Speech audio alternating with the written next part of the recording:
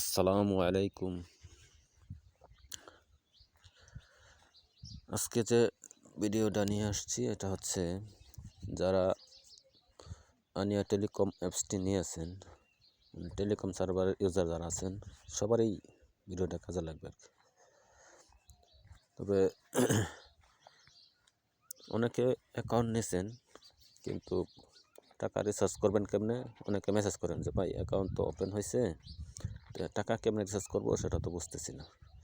তার জন্য আজকে এটা বানানো, তা আপনারা মনোযোগ সহকারে দেখবেন। টাকা পাঠাতে গেলে আগে যে অ্যাপসটা নিয়েছেন এই অ্যাপসের ভিতরে ঢুকবেন। দেখেন এই হচ্ছে আমার অ্যাপস, এটার মধ্যে প্রেস করবেন।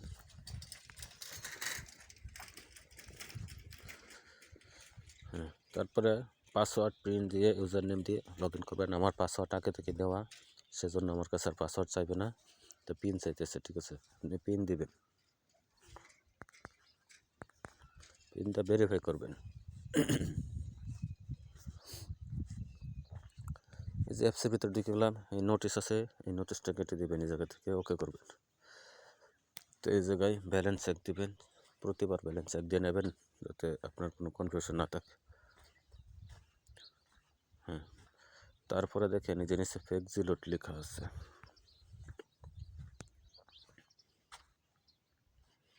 ফেক্সিলোড, এটার উপরে টাচ করবেন।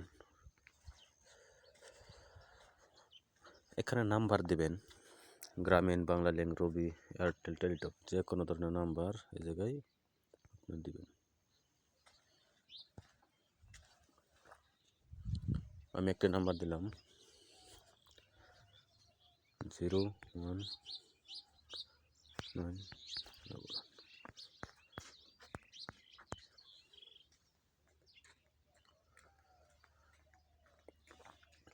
নাম্বার দেওয়া কমপ্লিট হলে এই জায়গায় দেখেন একটা তীর চিহ্ন আছে, এটার মধ্যে প্রেস করবেন। তারপর অ্যামাউন্ট আসছে, এই জায়গায় 50, 20, 100 দেওয়া আছে। যদি মনে করেন তার ভিন্ন কোনো অ্যামাউন্ট চাইতেছেন তো আপনি নিজে হাতে লিখতে পারেন। তো এই জায়গায় 20 বা 50 প্রেস করলাম, এই জায়গায় প্লাস উঠে গেল। মানে আপনি অন্য পরিমাণ টাকা যে আপনি করতে চান সেই জায়গায় লিখবেন, ধরেন 60 টাকা লিখবেন। লেখার পরে এই যে আরেকটা তীর চিহ্ন আছে, এটা প্রেস করবেন। তারপরে আপনি পিন নাম্বার দিবেন এই জায়গায়, ওটা সেভ করে তাই অটো এসে থাকে। আপনি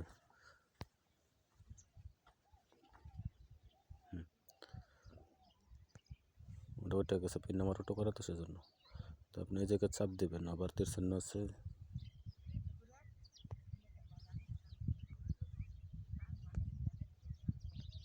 তীর চিহ্নে প্রেস করবেন।